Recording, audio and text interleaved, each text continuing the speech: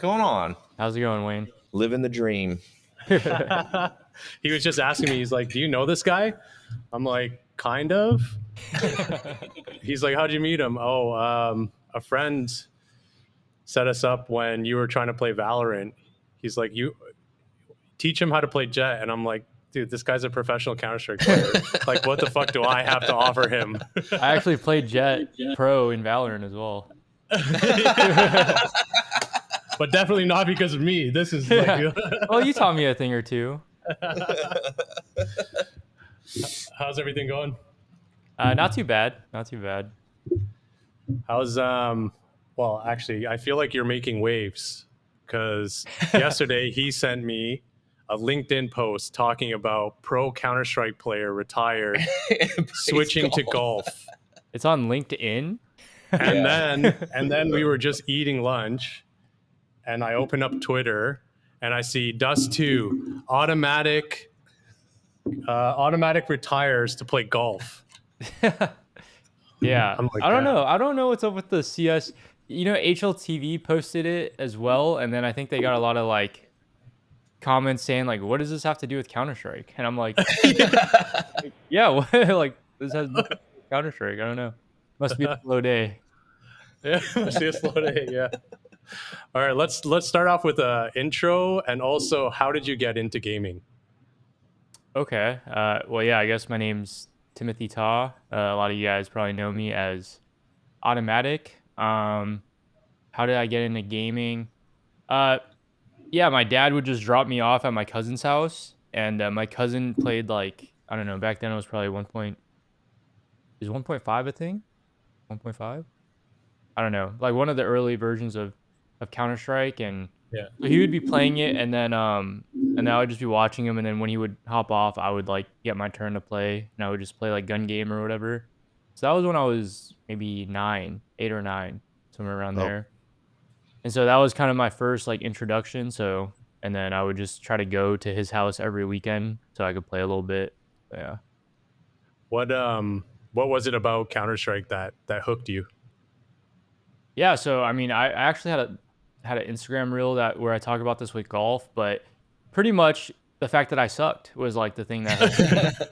And I don't know, like for some reason, if I suck at something, I just like really, it makes me want to do it more. And so I was so bad at Counter-Strike when I first started, and every time I would get a kill, I would just be so happy, and then I would just keep wanting to get a kill and learn how to get more kills over time, and that was kind of the thing that hooked me. Yeah. What about that transition from like, yeah, it was fun and I wanted to be good at Counter-Strike, but when was it the aha moment of like, I want to go pro?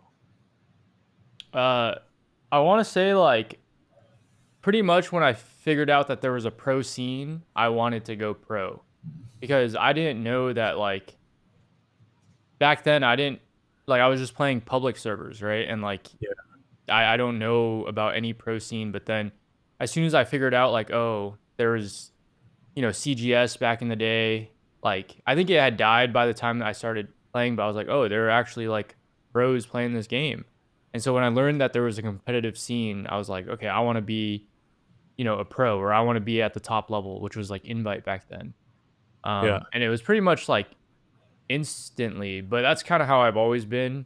Like I used to play basketball as a kid. I told my dad, I want to be a pro basketball player.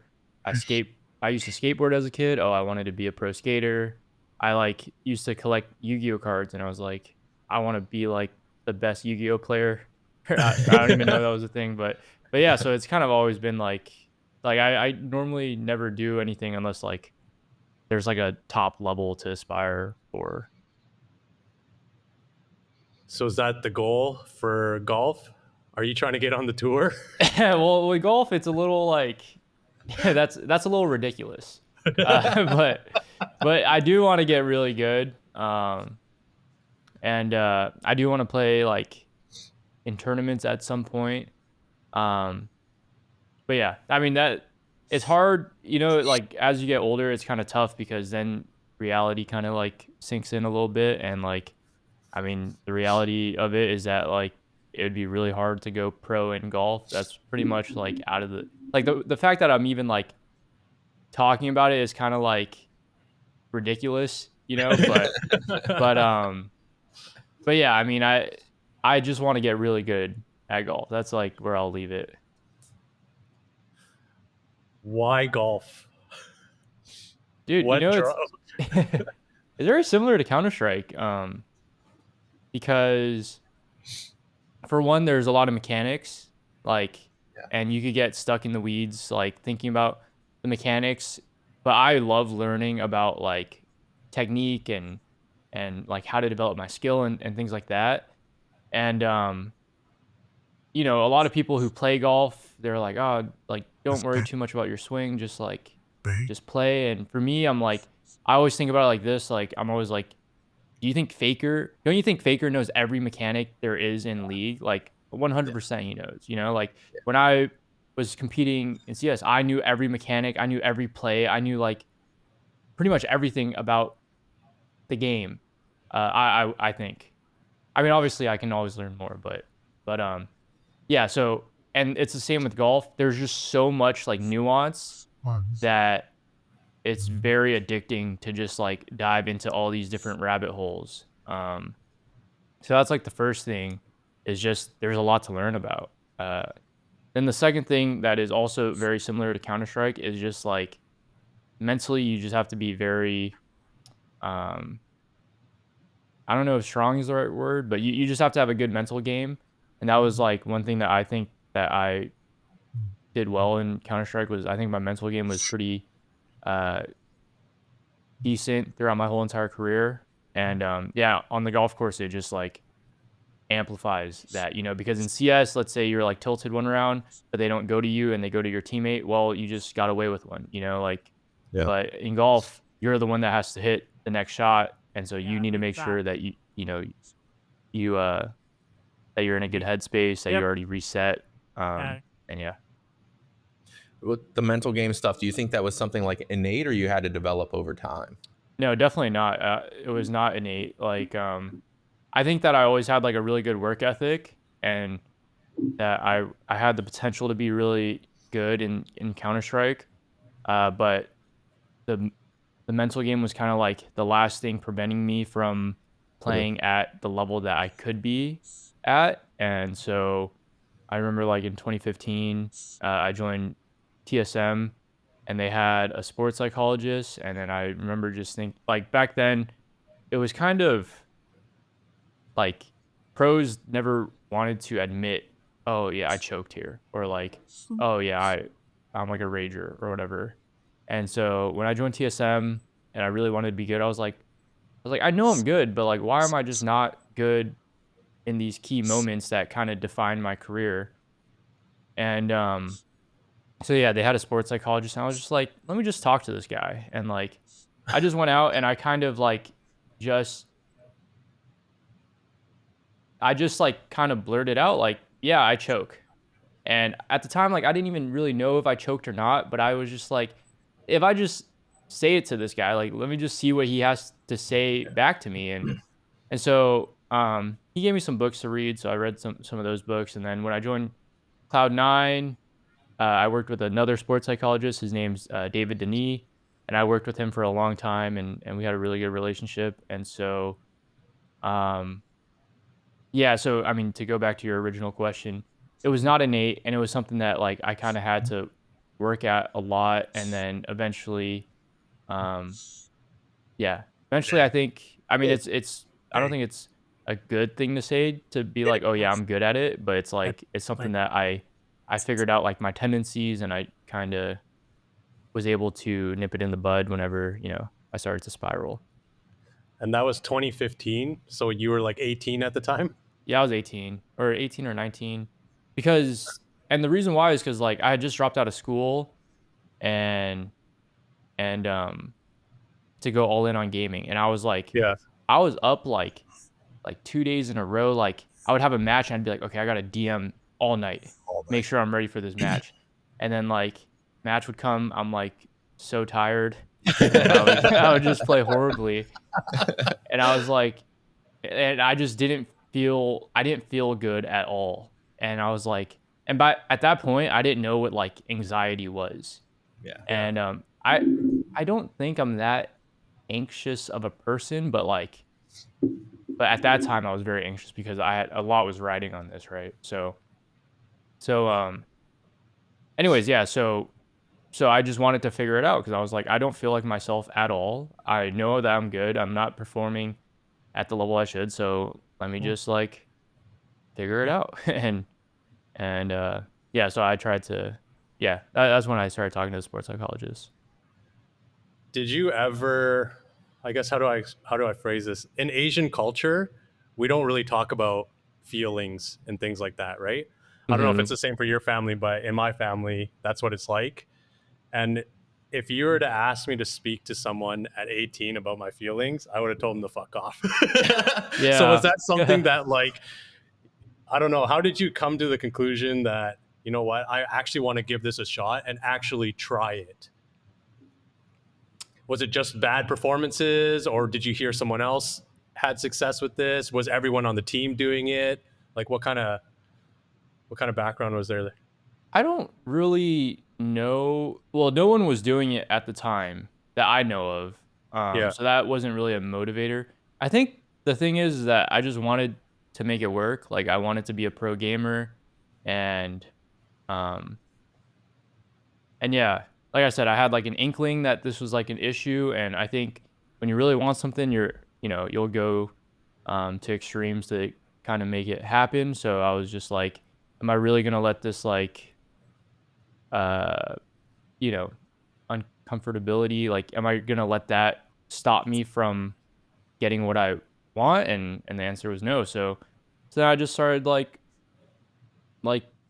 saying everything that was on my mind to this guy who I didn't know. And I mean, at that time I did know that there was like what is it, patient confidentiality, like they can't say anything. So I was like, okay, that makes me feel better. Like, like he can't repeat what I say. So, so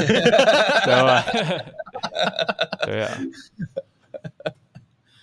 What was the going to your cousin's house equivalent in golf, right? So like, what was it? Did you play golf before you play games, like how you played basketball and everything, or was it something you found kind of later and you were like, okay, yeah? Yeah. So I mean, it was kind of. So it's like a long story with golf because I tell people I've been playing total for a year and a half, but it's been spread out throughout, years. But yeah, like in 2017, we had a tournament in Vegas. It was like DreamHack Masters Vegas. The after party was at a Topgolf. I went to the Topgolf after party, and then I was teammates with Jordan Nothing Gilbert, who actually played golf, and like. Everyone was hitting, and some people were just missing the ball. That was me. Some people were like hitting the ball, but it wasn't that great. And then like Jordan would hit the ball, and it sounded so like solid and like flush, and like I was like amazed. I was like, how could anyone hit the ball that well? And then like, funnily enough, we flew back to LA, and then we were supposed to fly from LA to San Diego, which is like a 45-minute flight or something, but the flight got delayed. So then me and Jordan were just like, okay, let's take an Uber home instead of taking the flight. Yeah. So we took an Uber home, and the Uber driver was a huge golf fan. And so Jordan and the Uber driver were just talking about golf the whole time. And I was kind of listening to him. I'm like, this game sounds like pretty hard. I was like, that kind of sounds fun. So then Jordan took me out to the range a couple of times, and we even played like a short course. That was like super hard, but yeah. So he took me out a few times, and then I kind of, I would go out to the range a bit, but then I just stopped because I just didn't have the time to dedicate to it. And so that was kind of like my introduction to golf. And then fast forward like 2021, I moved next to a golf course, and then I was like, okay, let me go to the range. And then I went to the range, and then like same thing, I'm like walking down, and I'm just hearing some guys hitting it really poorly, and then I'm hearing some guys hitting it really, really nice. I'm like, that's what I want to hit it like. And then it just kind of started.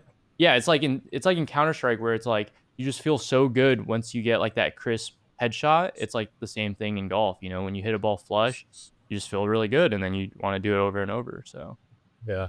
I was saying it seems like that same tactile response of like a headshot or anything really good, like how you describe the sound of it and like the difference of the sounds. yeah, Right. There's just something so satisfying about that sound. yeah. What's a day in the life right now? Because you got the watch tan, so I know you're outside a lot. I got the what? Oh, the watch tan. Oh, you noticed this? This right here is a sign of a golfer, and also the sock tan. So what's the Yeah. daily schedule like right now? Surprisingly, I'm not out.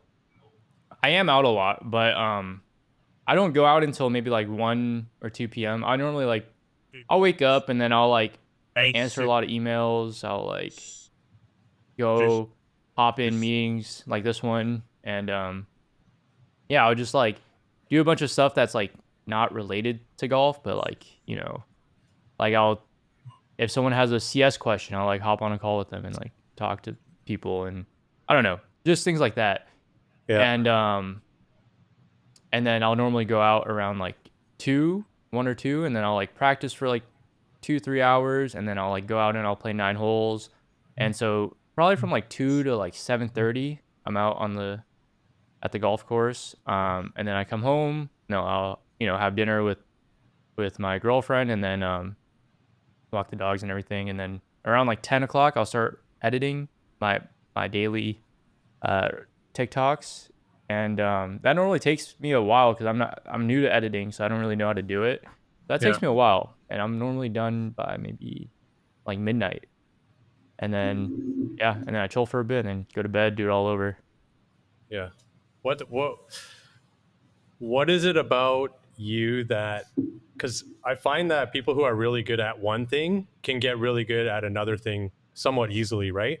Mm-hmm. What do you think is like your number one factor that allows you to do these things?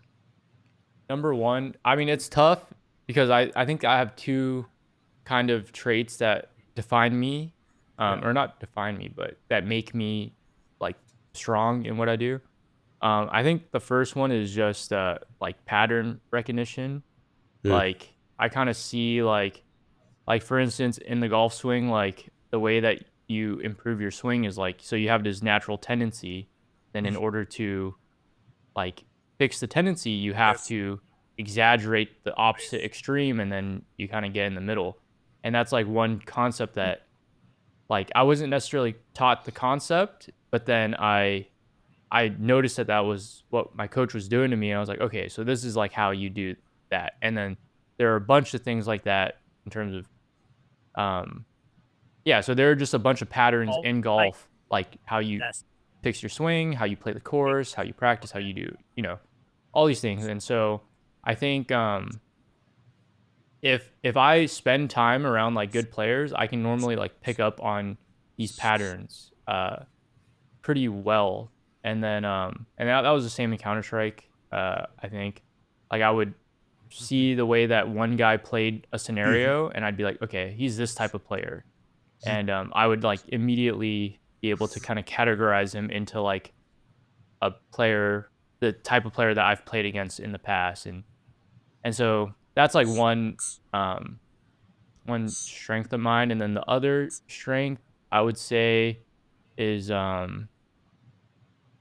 think, I mean, like the mental aspect, but kind of in like a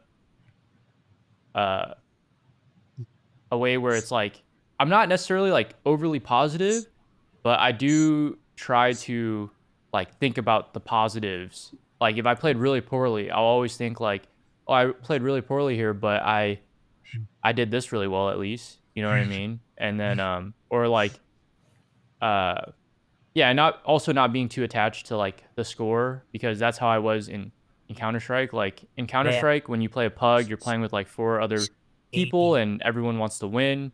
And I think sometimes that can take away from you actually improving because you care too much about winning. But it's like you can't control whether or not you win because you're playing with 4 randoms and they probably suck, So so you kind of so then you kind of have to just be like, okay, well, as long as I play well and I do what I was supposed to do, Like the win doesn't really matter. And so I think, or the wins will come is kind of what I should say. And so having that kind of perspective in golf is another strength of mine, I think.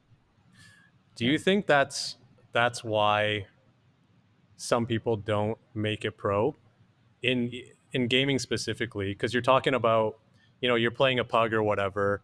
You really should just be focusing on things that you want to get better at and not get too distracted by teammates or trying to win or whatever.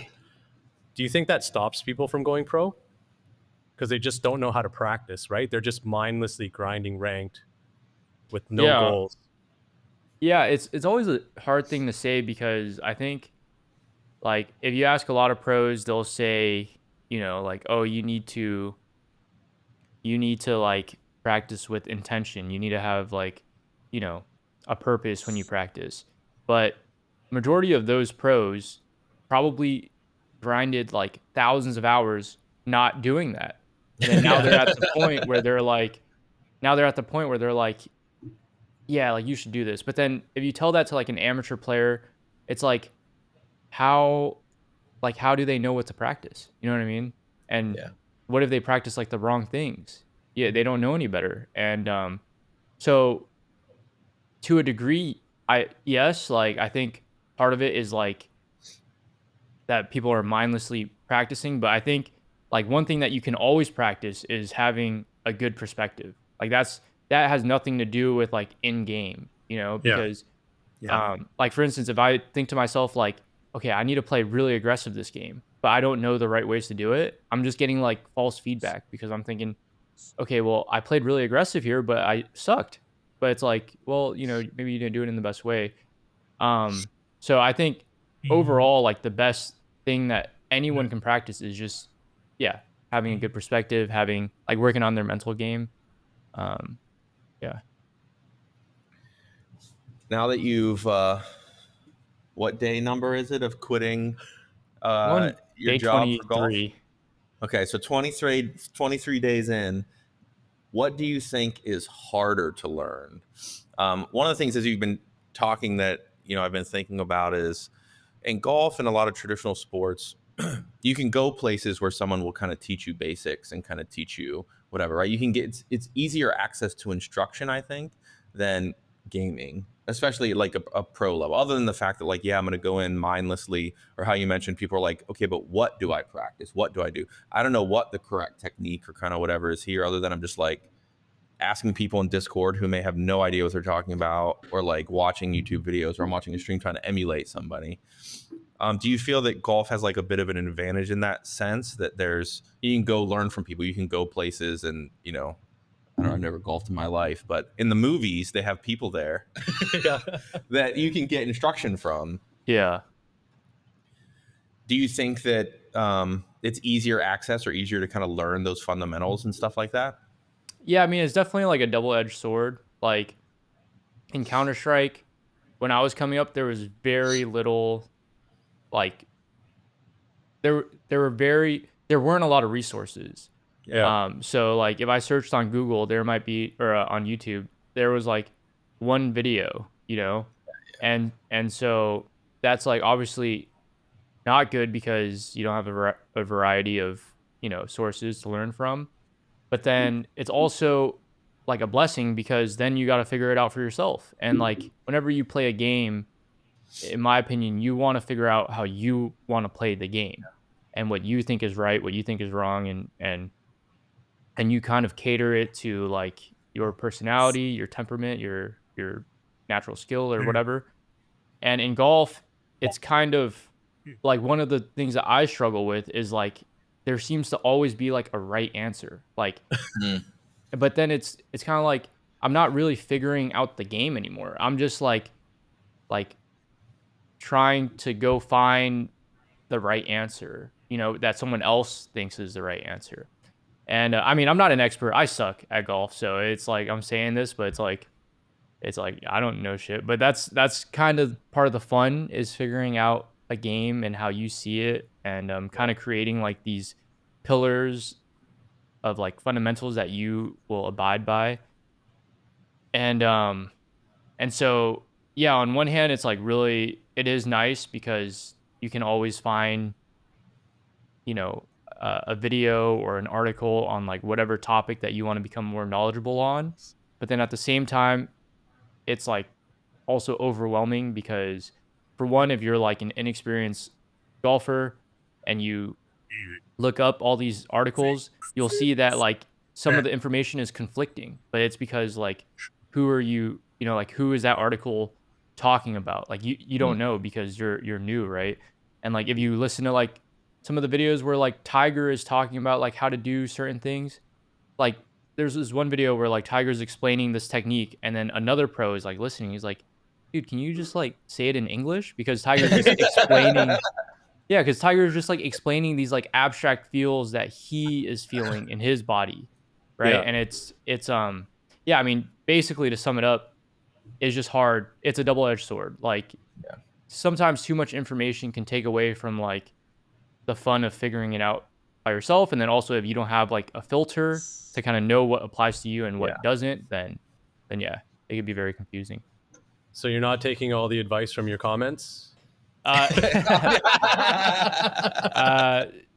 I'll read it. Like, I think because I have an awareness of this, I'll like read it and I'll be like, okay, does this actually apply to me or does it not? But I mean, I fell into this trap too. Like I used to get I still get lessons from my coach. His name is Josh Park. And like, I would go get a lesson from him and then, I would like go practice it for a day. And then I'd like, be like, okay, I got this down. Like, let me go on YouTube, see what's next.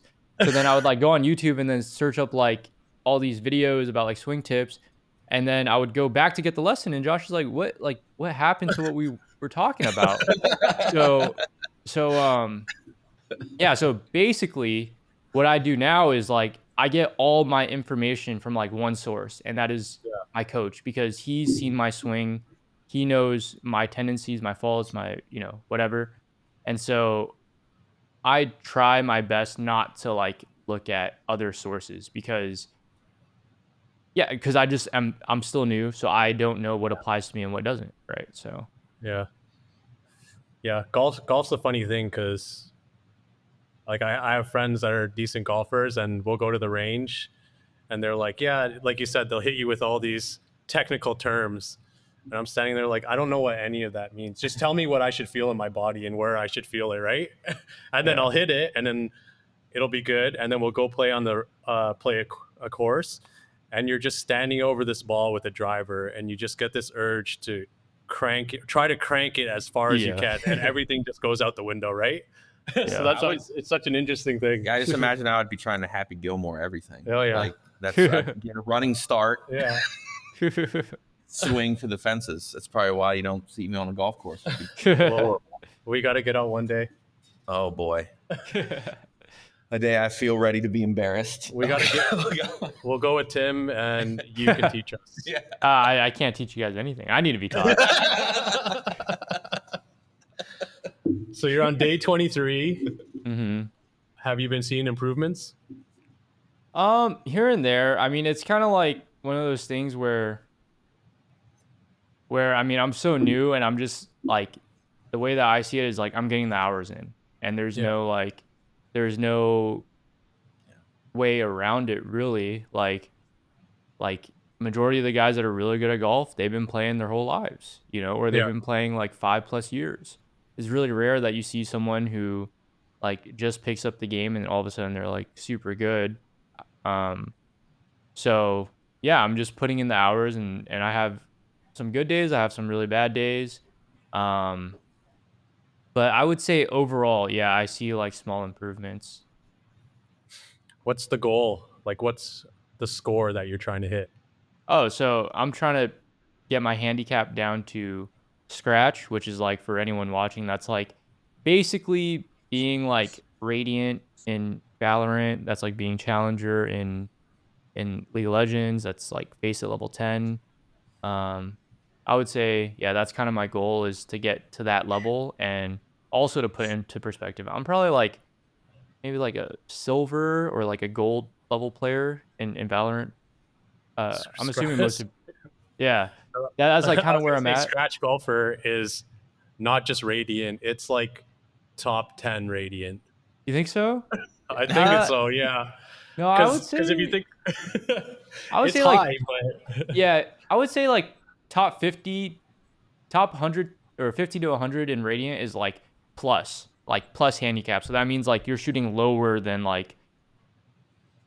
scratch. yeah. But I mean, yeah, it's basically still the same. It's very hard. That's like Yeah. very hard goal. It's very good. Yeah. Still. I mean, so with the TikTok that you made, and now that you're making waves on LinkedIn, when are the sponsors coming out? I have not even thought about that really or looked at it because and I feel like it's not really about making. I mean, obviously it would be nice to make some money. I don't have a job right now, but it's not really about making money. It's just about like trying to get good at golf for one, and then like kind of sharing it, and then I guess if like opportunities come up, then I'll look at it. But I haven't really like dove. Like people ask me all the time, so like do you make money from it? And I go like, and I just say no, and then they're like, okay, You're like, actually, I'm spending a fuckload of yeah, money on I'm losing money every month. yeah. But then they ask me, so like, when do you start making money? And I'm like, I got no clue. Like, I just genuinely haven't looked into it. But yeah, I mean, if any brands want to work with me, then obviously I'm open to it. Yeah. Yeah, because golf balls aren't cheap, and when you're spraying them into Not. the woods, They're not. Yeah, I lose a lot. They're like $450 a piece. So yeah, Wow. Like Yeah, it's 450 a expensive. ball? yeah, and you can lose it like that. Like you hit one bad shot, it's just in the woods. You can't find it. and That's then a lot of Taco Bell. Yeah. and then you drop another ball, and then you lose another 450 on the yeah, next shot. yeah, you have the same chance of losing that ball too. Same odds. Yeah. Yeah. I remember when I was playing golf, I didn't even have a goal for score. My goal was to not lose a ball for a Yeah. whole 18 round, right? Yeah, dude, if you don't lose your ball, you're probably playing well. Like Yeah. I guess to bring it back to gaming, what's some advice that you have for the up and coming generation, or even things that you would have said to yourself earlier in your career? What's some advice? biggest thing is just like accept your strengths. Because it's funny because when I was a kid and I was playing, I was known for having really good aim. And then but I hated it because I was like, no, I'm smart too. Like I'm a smart player. Yeah. So then I deliberately tried to stop abusing my aim, right? And then later on in my career, I started getting titled, like the narrative around me was like, yeah, Tim is good, but he's like nothing special because he just has like average aim. I was like, no, I have good aim too. Like, and so, like, and then, by that point, I was kind of developed in my career and as a player, and it was kind of hard for me to like go back to that more, just like honestly that donk style. Like I used to kind of be like a donk when I was coming up. Maybe not to his level. He's won like a lot of tournaments.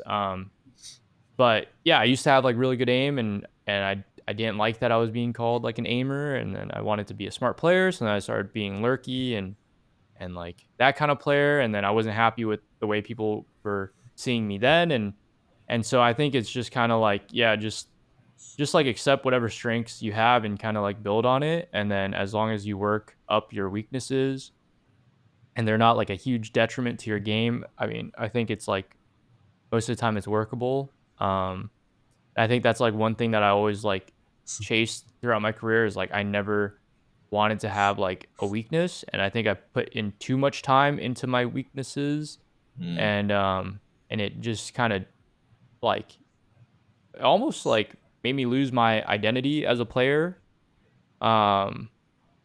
So yeah, especially recently too. But yeah, that would be like one advice that I would give to like the aspiring pros. I mean, I think most pros though, they do the opposite of what I do, where they like abuse their weakness or their strengths too much and they never build on their weaknesses. But I think yeah, as long as you have like an awareness of this like concept, you should be able to like self Why do you think that regulate. is? Why do you think most pros instead? You think it's like a confidence thing or like an ego thing or like you said, maybe not wanting to admit, hey, maybe I'm not so good at this. Or like you said before about like, oh, you don't want to admit that you choked or anything like that. Yeah, I mean, probably a bit of everything, like a bit of pride. They don't want to like say that they're weak at something, and then a bit of like not wanting to play poorly in the short term to potentially get better in the long term, which is like something that like I think I have a pretty good, because I understand that. I'm like okay to do that, but I think sometimes I was like too willing to play poorly for like a long period of time. And at the end of the day, it's like it's a job, and you need to get your work done and you need to get results. And so I think like that's why I'm saying I should have focused more on my strengths, because I was like too willing to like take that process. But yeah, I think that's generally why like up and coming players don't really work on their weaknesses. Yeah, that makes sense. What do you think it is about European Counter-Strike players versus North America? Because you guys were the only team to win a major, right? Like North Yeah. American team to win a major. What separates, like, why is there such a big gap?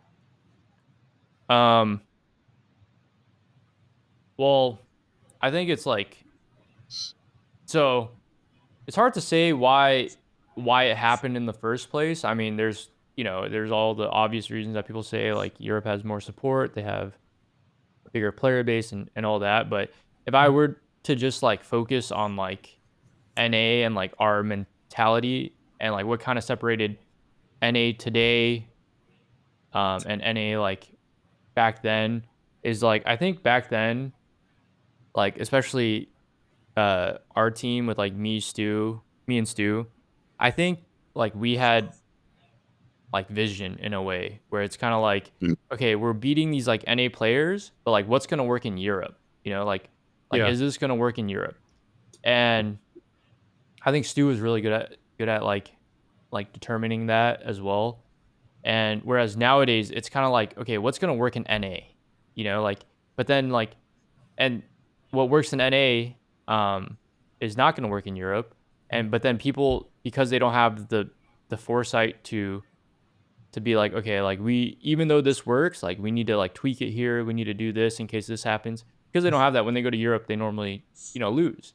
And it's kind of being like short-sighted in a way. And it's tough because there aren't a lot of veterans to like kind of give that perspective. And even if there was a veteran to give that perspective, sometimes like I said, you need to get results, and sometimes in order to make the changes necessary to be able to translate your game to Europe, you're gonna lose, like, because it's not like something that comes natural, right? If it came natural, you would have already been doing it. Yeah. So yeah, I don't really want to get into like why Europe is ahead in the first place, but it's kind of like this is why I think it's hard for NA to catch up. And like SK back in the day, or LG, with Fallen and Cold, like they had vision too. Like that's why they were able to like translate, or that's why they were able to win 2 majors while practicing in North America. You know what I mean? Because they just like controlled what they could control, which is like how they practice and how they played. Whereas like right now, yeah, NA teams, I feel like they're just so like gung ho on beating each other that they're not really looking at like overall development. Yeah. How frequently is like a highly skilled mechanical player, people would ask us this all the time, would you want to like kind of keep the same sensitivity, keep using the same equipment and peripherals, or did you find value in like experimenting or switching those things out? Was it more like you like to find something that worked and kept it, or did you kind of experiment more over the years? Yeah, so I was like a unique case, I think, because I'm always someone where like I like using what I want to use, which is, and sometimes that was not good for results, because like sometimes, because I remember like at the Boston major, I was like playing 1.9 cents. I was using like, I forget what it was, a Zowie mouse. It was like I don't know if it was the ZA or the X. I don't know. It was like an ambidextrous mouse. Yeah. Um, but yeah, I was using that, and and I was like playing well, and then I sat behind Nico and in the practice room, and he was like DMing, and he was low sense. He was on the EC2. I was like, man, it looks so clean when he aims like that. So I was like, okay, I have to use this. So then I like literally like overnight shipped a EC2 to me, new mouse pad, changed my sense. Like this was during the major, and and then I just changed my settings, and I just like DM'd like thousands of kills for the next 2 days because we had a small break in between the stages. I was like, yeah, I have to use this. Like I just wouldn't feel like I just have the most confidence using this, even though I've never used this sensitivity ever in my life. And so I'm a bit of, like I said, I'm a bit unique in the sense that like it's very mental for me. Like if I feel like I will own on these settings, I just gotta use it. Whereas like there are times where I feel like I'm not gonna own on these settings, and then it comes from more of like a place of fear. Then at that point I'll just change. I'll keep my settings the same because I'm like, okay, I gotta relax here. But yeah, to answer your question, like I do find that there was there was a benefit to like changing different mice and changing my settings around because it just made the game kind of feel new and exciting, and I had to like learn how to do certain things. Now, if I'm only talking about results, like I probably should have kept it in a smaller range. Like my range was too high. It was like 1.4 400. I don't know what that is. I think that's like 65 centimeters per 360. I think it was like, no, it might be more, 75, I think. 75. So it's really slow. Really, really slow to, I want to say 40, 42, 40, somewhere around there. It's almost half. Yeah. So it was a big range. And I think that like for results, I should have kept the range a little bit tighter. But yeah, for me, I just like if I saw a player and I was like, man, he's sick. Like I want to imitate what he does. I would just change my settings to what he uses and try to like aim like him, try to move like him. And I always just found like really like a lot of fun in that. So for me, that's how I like approached it. But I know some people are like, yeah, I never changed my settings. I never changed my mouse. And like, yeah, that's another way to go about it. But that just wasn't for me. Yeah, we see that in the extreme where people will just like in the same game swap their mouse. Yeah. You're like, nah. Or after a round.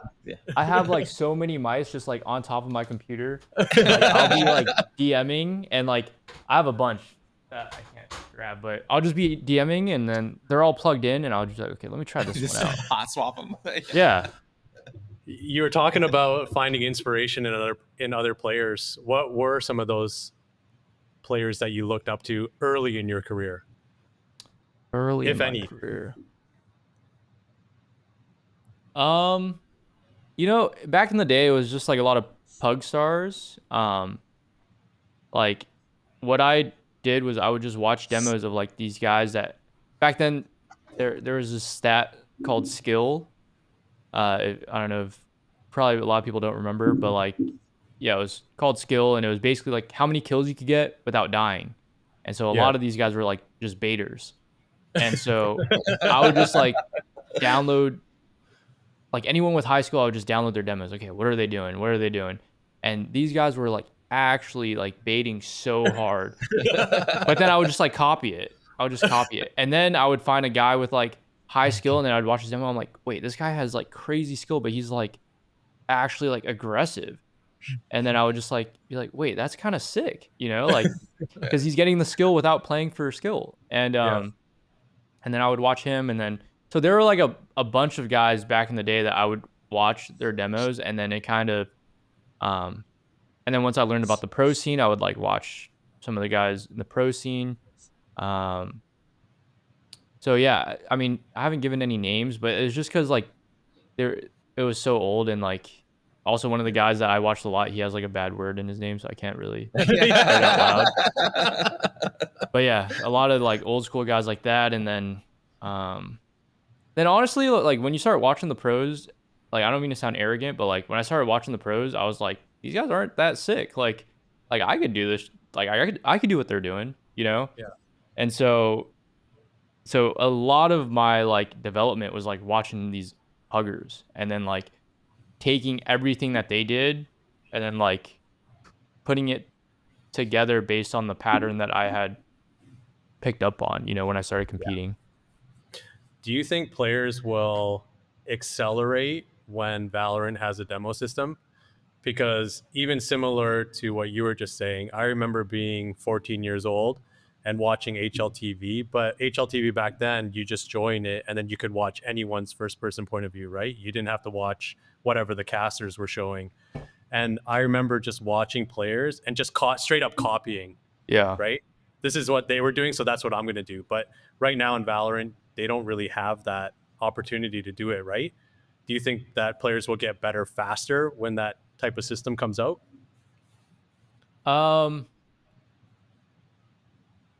I think like probably the floor, will rise for Valorant players because I think like the best of the best are the people that have the creativity to like the creativity and also the mind to like apply different concepts or sorry, the same concept in different ways, right? Yeah.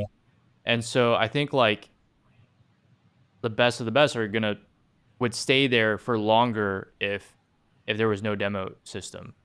Um, but yeah, once the demo system comes out or if it comes out, then I think like, players that are maybe on the cusp that are just missing like a few things that they're not even aware of.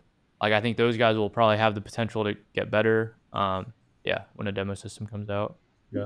Yeah, that makes sense. And it is like how a lot of people learn, like we've noticed even in building like something like Aimlabs is I was shocked at how many we built like a replay system, right? So it's not video, it just collects the task that you just played and like what happened to it and it replays it in 3D like a demo, right?